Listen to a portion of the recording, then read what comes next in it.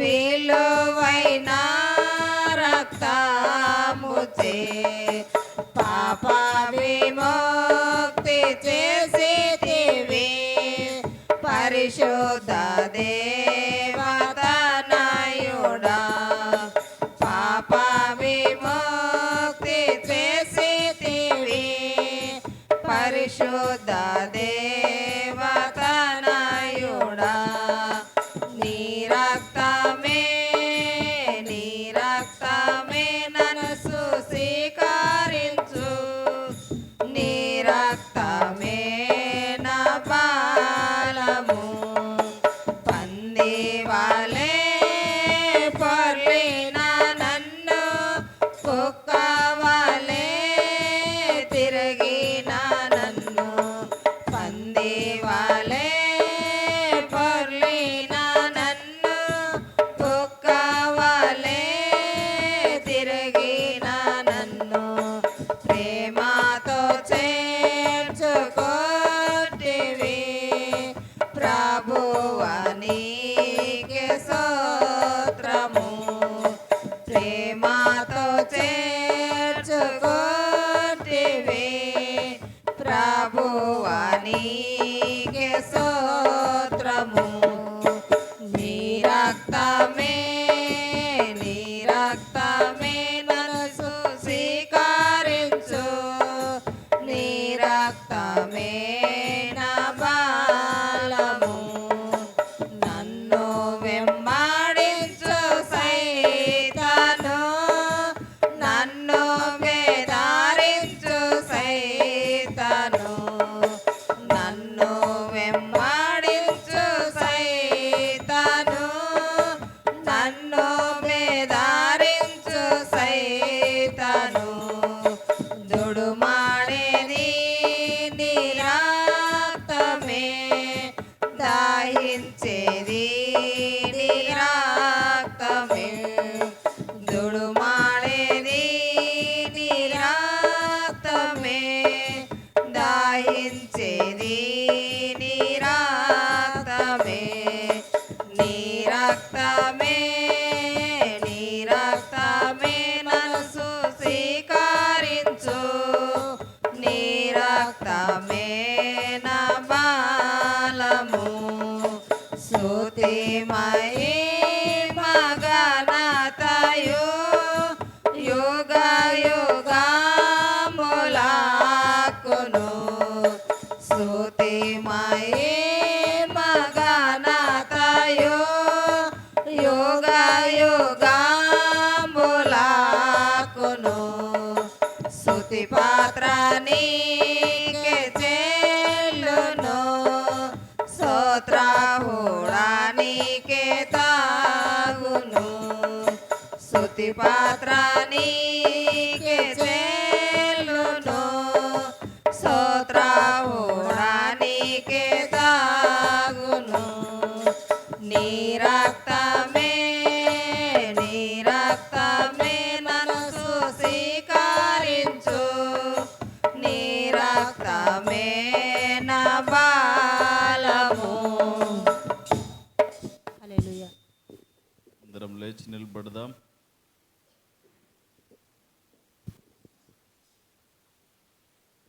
చూడరే సిలువను వ్రేలాడు యేసయ్యను చూడరే సిలువను వ్రేలాడు యేసయ్యను పాడు లోకంబునకై గోడు చెందే గదా పాడు లోకంబునకై గోడు చెందే గదా చూడరే సిలువను వ్రేలాడు యేసయ్యను చూడరే సిలువను వ్రేలాడు యేసయ్యను నా చేతులు చేసినట్టి దోషంబులే గదా నా చేతులు చేసినట్టి దోషంబులే గదా నా రాజు చేతులలో ఘోరంబు శీలలు నా రాజు చేతులలో ఘోరంబు శీలలు చూడరే సిలువను వ్రేలాడు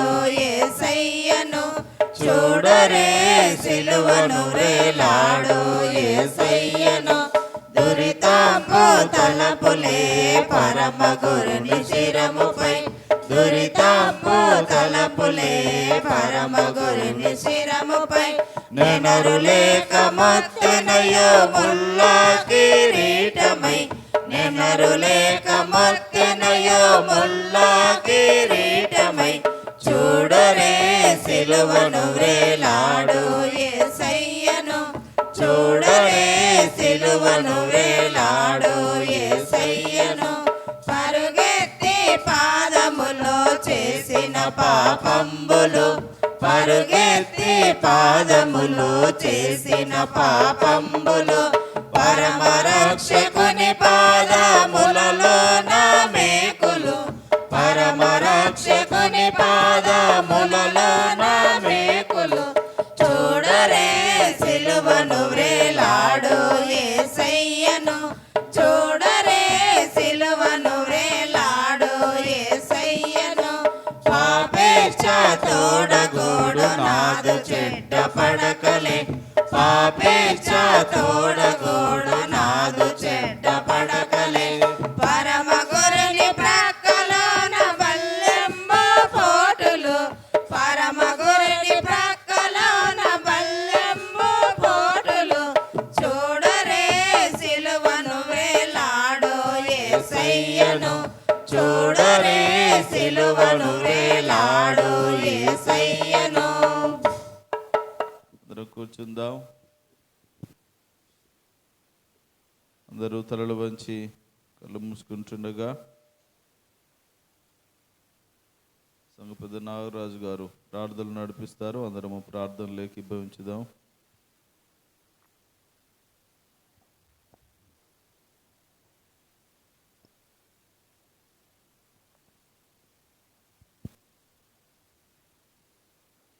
అందరు కళ్ళ ముస్కరం మన ప్రార్థన చేస్తాం.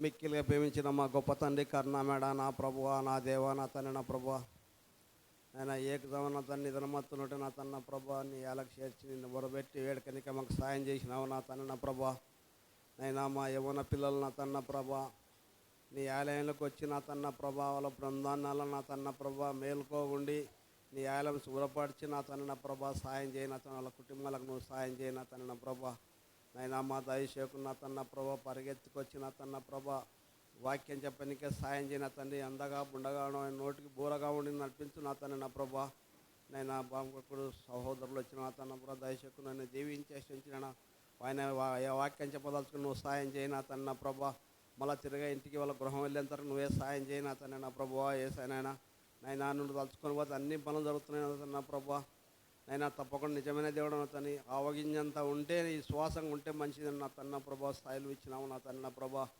12 ఏళ్ళ స్త్రీ నా తన్న ప్రభా రక్తంతో బాధపడుతున్న తన్న ప్రభా నీ చెరుగు ముట్టుకుంటే బంద్ అయిపోయింది నా తండ్రి ఎంత మహిమ చేసినావు నా తండ్రి నా ప్రభువా ఏసైనా అయినా మేము గ్రహించలేకపోతే మా తప్పులు క్షమించు నా తండ్రి నా ప్రభువా ఏసైనా నైనా ఈ 40 దినాలు నా తన్న ప్రభా వాక్యం చెప్పేవారికి పాటలు పాడేవారికి నైనా ఒక్క పొద్దున్న వారికి నువ్వు సాయం చేయి నా తన్న ప్రభా ఆకలి తప్పులకు కొనకుండా సాయం చేసినావు నా తన్న ప్రభా చేయి నా తండ్రి నా ప్రభువా నైనా ఎర్రటెండల పని కొత్తుంటే నువ్వు సాయం చేసినావు నా తండ్రి నా ప్రభువా ఏసైనా నైనా మా పాపంల కోసరము నా తండ్రి నా ప్రభువా 39 కొరడ దెబ్బలు తిన్నావు నా తండ్రి నా ప్రభా అది మేము చేసిన పాపమే నా తండ్రి నా ప్రభా నువ్వు ఏ మెరుగని వాడవు నా తండ్రి నా ప్రభా పాదాలపైన మేకులు కొట్టినారు అరిచేతుల మేకులు పక్కన బల్లెం పొడ్డు తలపైన ముండ్ల కిరణ పెట్టినారు నా తన్న ప్రభా అది మేము చేసిన పని నా తను నువ్వేమి చేసిన వాడవు కాదు నా తన్న ప్రభా నేను ద్రాహం అంటే చేతి చిలకనిచ్చారు నా తన్న ప్రభా నీకు నా తను ఎంత శ్రమ నగమిచ్చినావు నా తన్న ప్రభా మళ్ళా వాగ్దానం ఇచ్చినావు నా తన్న ప్రభా ప్రజలల్లా ఏడుస్తున్న తన్న ప్రభా నా కోసరం ఎడవాకనే మీ పిల్లల కోసమే నువ్వు ఏడని చెప్పినావు నా తన్ని నా ప్రభువా ఏసనైనా నువ్వే మాకు తోడు కాపాడాశించినావు నా తన్న ప్రభా అయినా ఇప్పుడు జరిగే కూటాలలో నువ్వు సాయం చేయను అతను నా ప్రభా నేను శుభ శుక్రవారం జరుపుకుంటున్న తండ్రి సామాన్యింటి కానుండి నారాజింటి వరకు నా తన అలా కుటుంబాలకు నువ్వు సాయం చేయను అతను నా ప్రభా అన్నం పెట్టి నీకు సాయం చేసినావు తన ప్రభా చేయి నా తన ప్రభా ఎవరో ఇలాకుంటే నీకు సాయం చేయను అతను నా ప్రభా ఏసైనా నైనా నీ దప్తేసైనా గొప్ప తండ్రి కర్ణమని నీ బంగారు పదల స్తోత్రం నా తన ప్రభా నేను ఇప్పుడు ఏ వాక్యం చెప్తాడో నువ్వు సాయం చేయను అతను నా ప్రభా ఇంకా రాని వారు ఎంతమందిని రప్పించు నా తండ్రి నా ప్రభా నీ ధర్మత్వం నా తండ్రి నువ్వే సాయం చేసాడవు నా తండ్రి నా ప్రభా ప్రేమైన యేసు కృష్ణ వేడుకుంటున్నాం మా తండ్రి. ఆమేన్. ఆమేన్.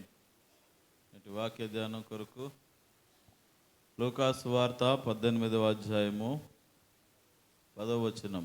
లూకాసు వార్త 18వ అధ్యాయము 10వ వచనం. ప్రియాంక చదవగా విందాం. శిరీష్ వచ్చిందా? ప్రియాంక.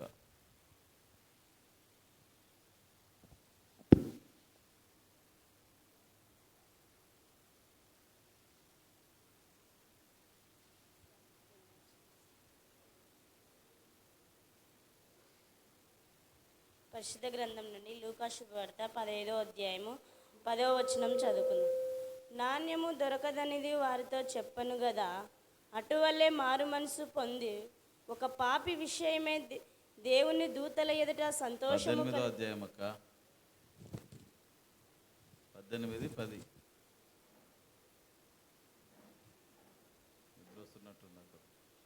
లూకా శుభవార్త 18వ అధ్యాయం 5వ వచనం చదువుకుందాం. ప్రార్థన చేయుటకై ఇద్దరు మనుషులు దేవాలయమునకు వెళ్ళిరి. వారిలో ఒకడు పరిసయ్యుడు, ఒకడు సుంకరి.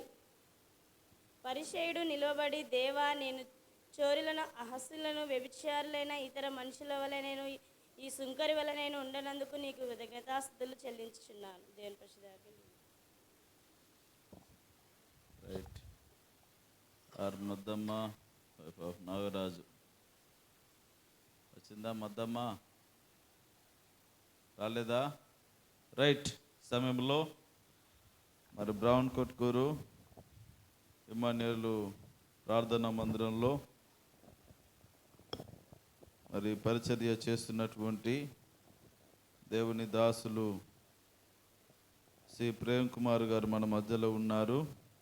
కొద్ది నిమిషములు దైవ సందేశాన్ని అందిస్తారు. అందరము శ్రద్ధగా దేవుని మాటలు ఆలకించాలని ప్రభు పేరిట మనవి చేస్తూ ఈ సమయాన్ని దైవజనులకు అప్పగిస్తూ ఉన్నాను.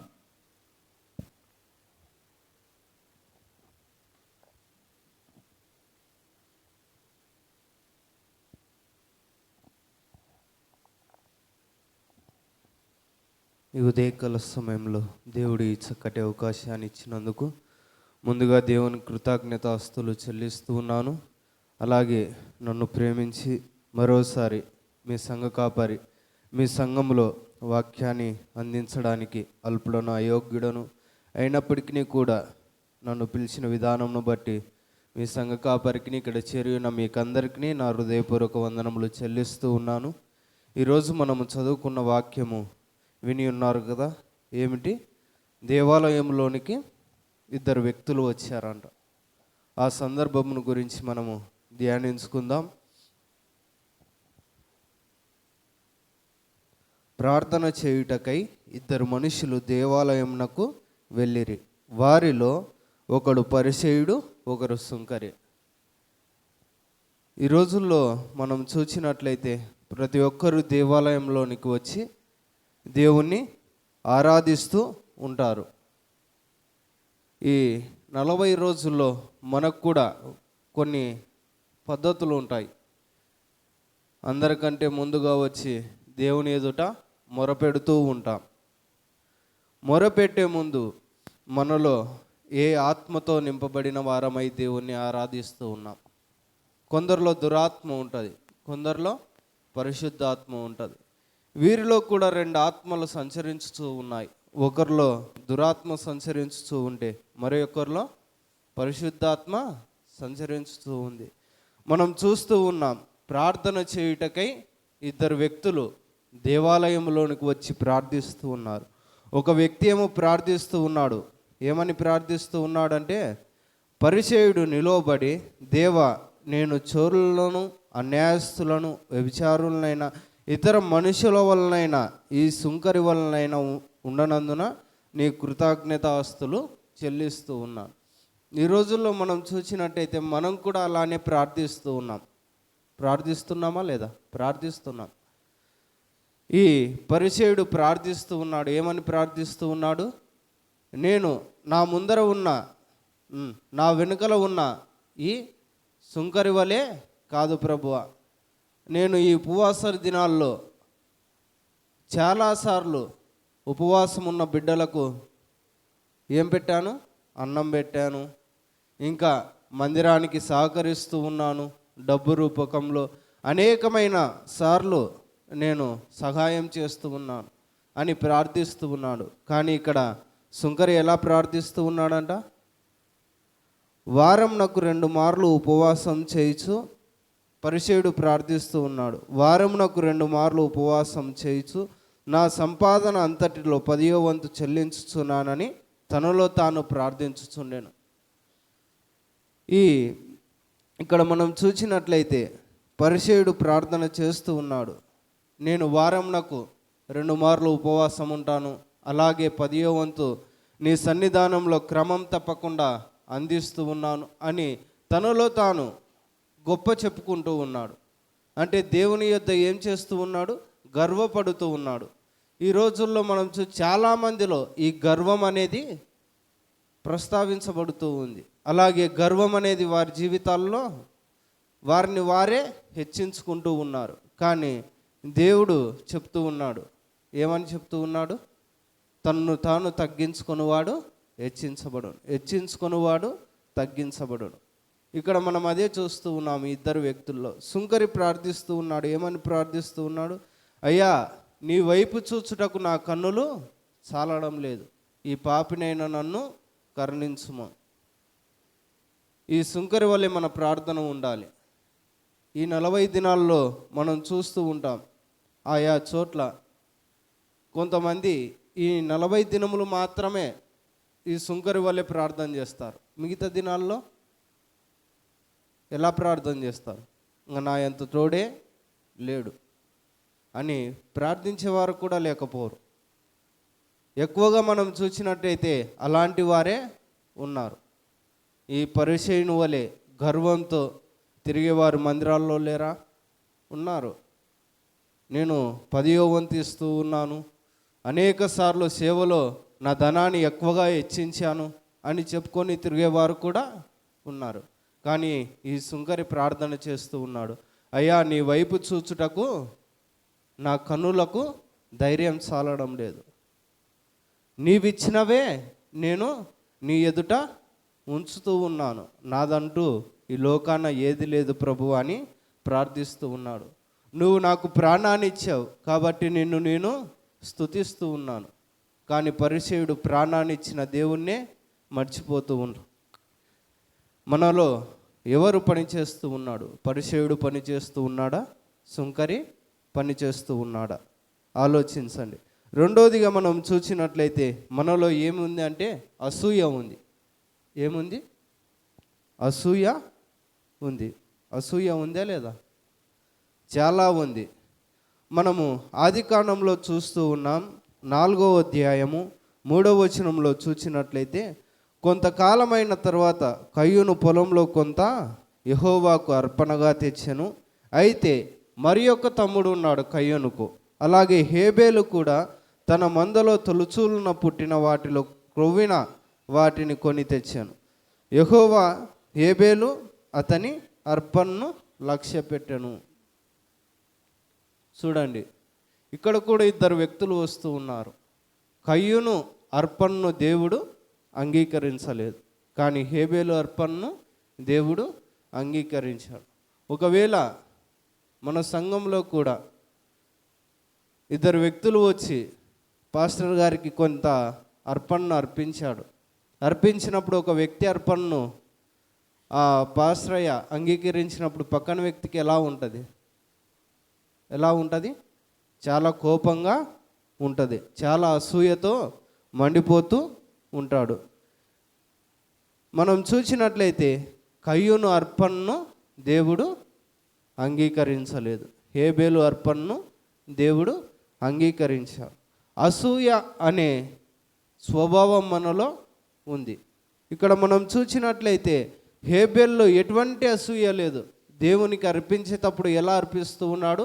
మనోపూర్వకంగా అర్పిస్తూ ఉన్నాడు. నేను దేవునికి అర్పించేటప్పుడు నా బలిలో, నా అర్పణలో కానీ ఎటువంటి దోషము ఉండకూడదు.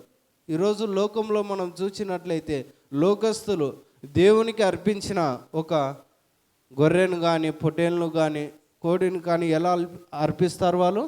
దానికి ఎటువంటి దోషము ఉండదు. అది కుంటు కానీ మచ్చ కానీ ఇంకా వేరేదియు దానిపైన ఉండదు. వారే అంత నిష్టగా అర్పిస్తూ ఉన్నారే. ఈరోజు క్రైస్తవులమన అని చెప్పబడుతున్న మనము ఎలా జీవిస్తూ ఉన్నాం?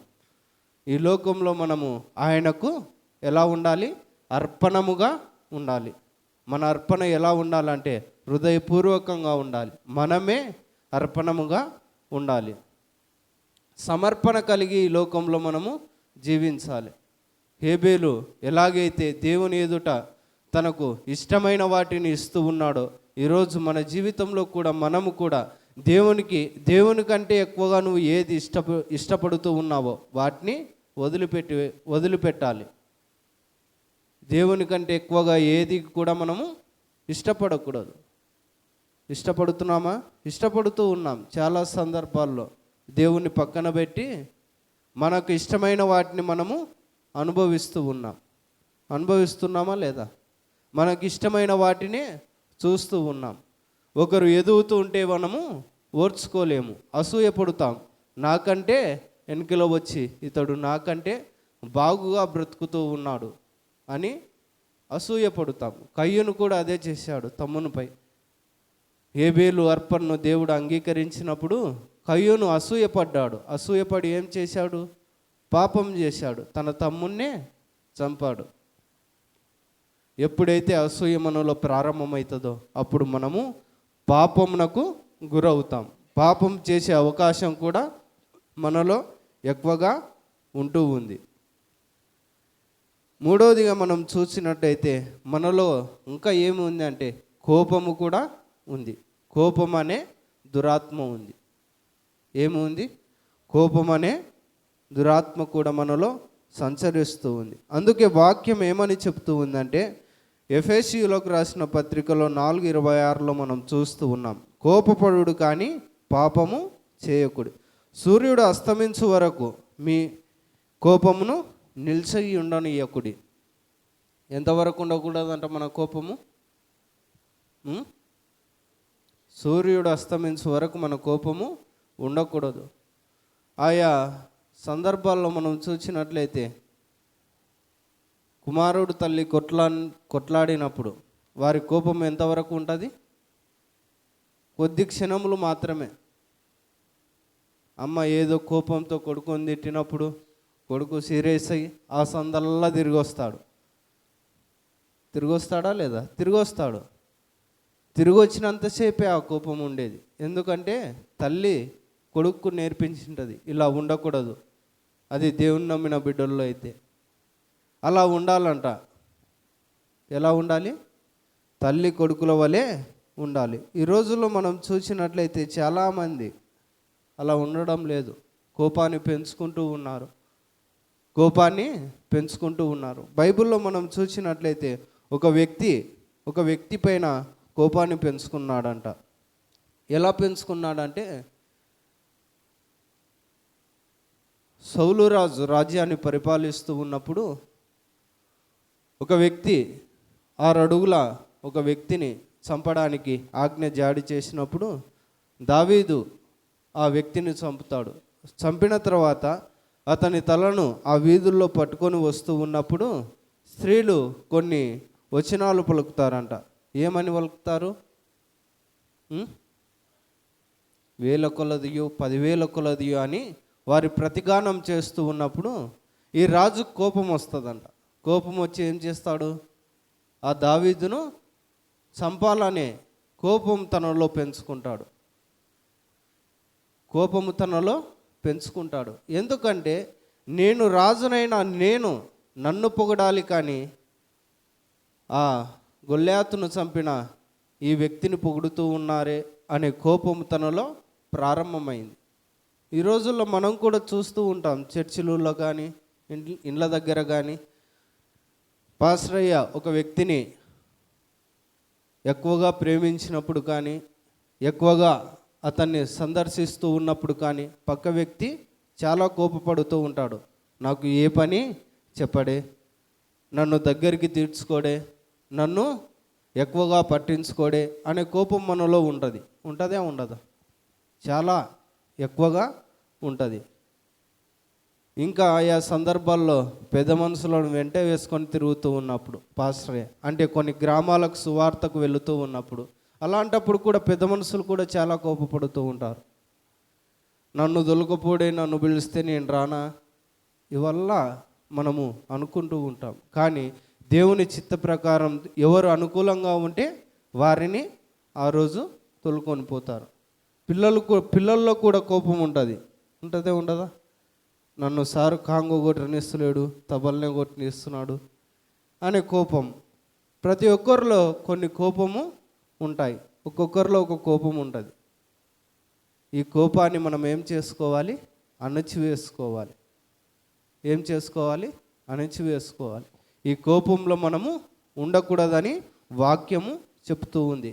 ఎంతవరకు మన కోపం ఉండాలంట? సూర్యుడు అస్తమించక మునుపే మన కోపము మనలో నుంచి వెళ్ళిపోవాలి. ఈరోజు మనము 3 విషయాలు నేర్చుకున్నాం. ముందుగా ఏమి ఉండకూడదు? మనలో గర్వము ఉండకూడదు. రెండోది అసూయ ఉండకూడదు. మూడవది కోపము మన జీవితంలో ఉండకూడదు. ఈ 3 మన జీవితాల్లో ఉంటే మనము పతనమవుతాం. పల్నాడు సౌలు రాజు ఎలాగైతే పతనమైపోయాడో అలాగున మనము పతనమైపోతాం. ఈ 40 రోజులే కాదండి, మనం బ్రతికి ఉన్నంత కాలం మన జీవితంలో గర్వం అనేది ఉండకూడదు. నీ కోసం నా కోసం తాను ఏం చేశాడు? తగ్గించుకొని దీనునిగా ఈ లోకానికి వచ్చాడు. ఆయన గర్వంతో ఉండింటే ఈరోజు మనం రక్షణ పొందేవారమా? పొందలేకపోయేవారం. నా ప్రజలు పాపం చేస్తూ ఉన్నారని ఆయన కోపంతో ఉండింటే ఒకవేళ ఈరోజు మనము రక్షించబడేవారమా? రక్షించబడలేకపోయేవారం. నా పిల్లలు, నా కుమారులు పాపంతో నిండి ఉన్నారు, వీరిని రక్షించుట కొరకు నేను ఈ లోకానికి రావాలి అని తను తాను తగ్గించుకొని వచ్చి పరిశుద్ధంగా ఈ లోకంలో జీవించి ఏం చేశాడు? పరిశుద్ధంగా ఈ లోకంలో జీవించి నీ కోసం నా కోసం ఆయన రక్తాన్ని కార్చి మనకు ఏమిచ్చాడు? రక్షణనిచ్చాడు. కాబట్టి ఆయన్ను బట్టి, మనుషులను బట్టి కాదు, మనం ఆయన్ను బట్టి నీతిగా యథార్థంగా ఈ లోకంలో మనము జీవించాలి. ఏబేలు వలె మనము సమర్పణ కలిగి జీవించాలి. మనకి ఇష్టమైన వాటిని దేవుని ఎదుట చంపుకొని ఆయనకి ఇష్టంగా మనము జీవించాలి.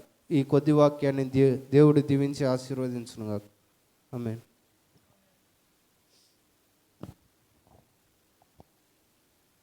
చక్కటి మాటలు వినిపించిన దేవుని దాసులు ప్రేమ్ గారికి ప్రత్యేక వందనాలు తెలియజేస్తూ ఉన్నాను.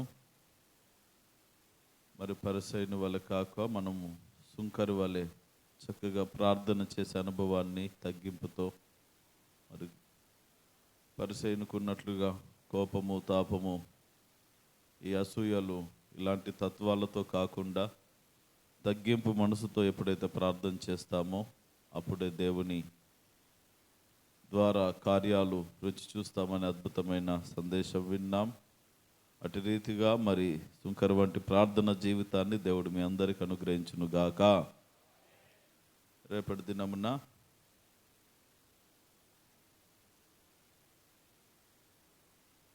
జేఎసన్న ప్రార్థన, దేవమణి యోబురాజు ప్రార్థన, డానియల్ గారు బైబిల్ పఠనం సిద్ధపడి రావాలని మనవి చేస్తూ ఉన్నాను.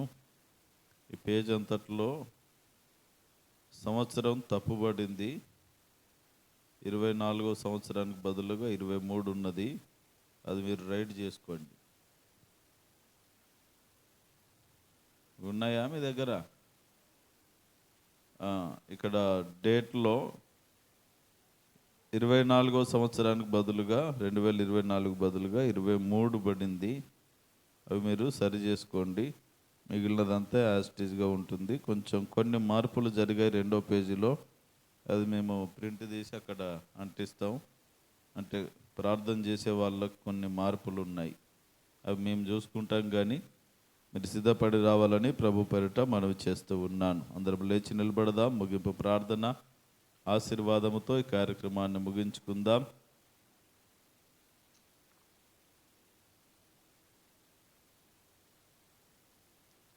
ప్రార్థన. దయగలిగిన మా తండ్రి, కృపగలిగిన మా రక్షకానికి వందనాలు, కృతజ్ఞతాస్తుతులు, మహిమ, ఘనత, ప్రభావములు ఆరోపిస్తూ ఉన్నాం. ఆసక్తితో నీ పాదాల చెంత చేరిన ఈ నీ ప్రియ ప్రజలందరినీ పేరు పేరు వరుసను దీవించి ఆశీర్వదించి ఆరోగ్యములతో, సుఖ సంతోషములతో, శాంతి సమాధానములతో వర్ధిల్లింపచేయండి. మా ప్రభువా, మరిదిగో చేరువచ్చిన ప్రతి వారికి ప్రార్థన చేసే విధానమును నేర్పించమని, ప్రార్థనాత్మను దయచేయమని ప్రార్థిస్తూ ఉన్నాం. మా ప్రభువా, మరిదిగో సుంకలు వలె ప్రార్థించే అనుభవాన్ని ప్రతి వారికి దయచేయండి. పరిసయ్యుల వలె మరి అసూయ, పగ, ప్రతీకారాలతో మా ప్రభువా ప్రార్థించకుండాను, వాటిని వారి జీవితంలో ఏలనీయకుండాను వారి జీవితాలను పదిలపరుచుకొని మా ప్రభువా నీకిష్టమైన జీవితాన్ని మాత్రమే వారు జీవించగలుగునట్లుగా కృప చూపించి అటు ప్రార్థన సహవాసాన్ని వారికి ప్రసాదించమని ప్రార్థిస్తూ ఉన్నాం. ఈ 40 రోజుల కాలంలోని ప్రజలు ఏదైతే కార్యము జరగాలని ఆశిస్తూ ఉన్నారో మా ప్రభువా, వారి హృదయవాంఛలు ఏవైతే ఉన్నాయో యేసు నామమున మీరు వాటిని తీర్చాలని ప్రార్థిస్తూ ఉన్నాం. మా ప్రభువా, మరి ఇంటరు 10th క్లాస్ ఎగ్జామ్స్ రాస్తున్నటువంటి విద్యార్థులందరినీ జ్ఞాపకం చేసుకోండి. మా ప్రభువా, పరిపూర్ణమైన జ్ఞానము చేత, జ్ఞాపక శక్తి చేత నింపి నడిపించండి. ప్రతి వారి యొక్క హృదయ వాంఛలను తీర్చమని, ఉత్తీర్ణులౌట కృప చూపించమని ప్రార్థిస్తూ ఉన్నాం. మా గ్రామమును, గ్రామ ప్రజలను, అధికారులను దీవించండి. ఉద్యోగస్తులు, వ్యాపారస్తులు, చేతివృత్తి పని చేయవారిని, కూలి పని చేయవారిని, వ్యవసాయదారులను, పంటలను, పాడి పశువులను, దుఃఖటెదలను ఆశీర్వదించమని ప్రార్థన చేస్తూ ఉన్నాం. మా ప్రభువానికి వందనాలు. దినమంతట్లోని ప్రియబిడలు చేస్తున్న ప్రతి పాటలో తోడుగా ఉండి కష్టార్థములను ఆశీర్వదించండి. కుటుంబ సమస్యలు, ఇరుకులు, ఇబ్బందులు, శోధనలు, కష్టములు, నష్టములు, వ్యాధులు, బాధలు, ఆర్థికపరమైన ప్రతి సంక్షోభములను యేసు నామమున తొలగించమని ప్రార్థిస్తూ ఉన్నాం. అనారోగ్యంతో ఉన్నవారికి స్వస్థతనియండి. మా ప్రభువా, దీర్ఘకాలిక వ్యాధుల చేత పీడించబడుచున్న వారికి విడుదలనీయమని ప్రార్థిస్తూ ఉన్నాం. ఈ రీతిగా మీరే కృప చూపించి సహాయం చేసి గర్భఫలం లేని వారి గర్భఫలమునిచ్చి మా ప్రభువా ప్రతి వారి హృదయ వాంఛలు తీర్చబడాలని ప్రార్థిస్తూ ఉన్నాం. ఈ రీతిగా ఈ వారమంతయు జరగవలసిన కార్యక్రమాలన్నీ ఈ నామానికి మహిమకరముగా జరిగించి మహిమ పొంది చక్కగా పరిచర్య చేస్తున్నటువంటి అవని బిడ్డలను, మందిరాన్ని శుభ్రం చేస్తున్న కుటుంబాలను మా ప్రభువా ఈ రీతిగా ప్రతి వారిని దీవిస్తూ నీ క్షేమమును ప్రకటిస్తూ ఉన్నాం. మరి చక్కటి వాక్యం అందించిన నీ దీన సేవకులను, వారి కుటుంబాన్ని దీవిస్తూ మా ప్రభువా మరిదిగో దినమంతయు నీ ప్రియబిడ్డలకు తోడుగా నీడుగా ఉండి పగలెండ దెబ్బైనను, రాత్రి వెనుల దెబ్బైనను, అపాయముల నుండి, శోధల నుండి, ఆటంకాల నుండి తప్పించి సంరక్షించి నీ క్షేమమునిచ్చి నడిపించాలని నజరేయుడగు యేసు క్రీస్తు దివ్య నామమున ప్రార్థించి అడిగి వేడుకొనుచున్నాను పరమ తండ్రి. పరలోకమందున్న మా తండ్రి, నీ నామం పరిశుద్ధపరచబడుగాక, నీ రాజ్యం మాకొచ్చుగాక, నీ చిత్తం పరలోకము నెరవేర్చున్నట్లు భూమి నెరవేరునుగాక. మా అనుదిన ఆహారం నేడు మాకు దయచేయము. మరణశిలం క్షమించిన ప్రకారం మీరు మాను క్షమించము. మమ్మల్ని శోధనలకు తేకాకినుడు తప్పించము. ఎందుకంటే రాజ్యము, బలము, మహిమ నిరంతరమని విన్నావు తండ్రి. తండ్రి, కుమార, పరిశుద్ధాత్మిక నిన్య సహవాసము, కృపా, కాపుదల, సంరక్షణ, ఆయురారోగ్యములు, శాంతి సమాధానములు ఆసక్తితో ప్రభు సౌకర్యంలో చేరిన మీ కళ్ళరకు, వ్యక్తిగత జీవితాలకు, మీ కుటుంబాలకు, ఈ దినమంతయు చేయబోతున్న పనిపాట్లకు, వెలుచున్న ప్రయాణములకు, మీ చేతుల కష్టార్థములకు, చదివే చదువులకు, రాసే ఎగ్జామ్స్లన్నిటికీ, మీ భవిష్యత్ కాలం అంతటికి ఇప్పుడు నల్లప్పుడును సదాకాలము తోడైండి నడిపించును గాక. ఆమేన్. అందరికి వందనాలు. సెలవు.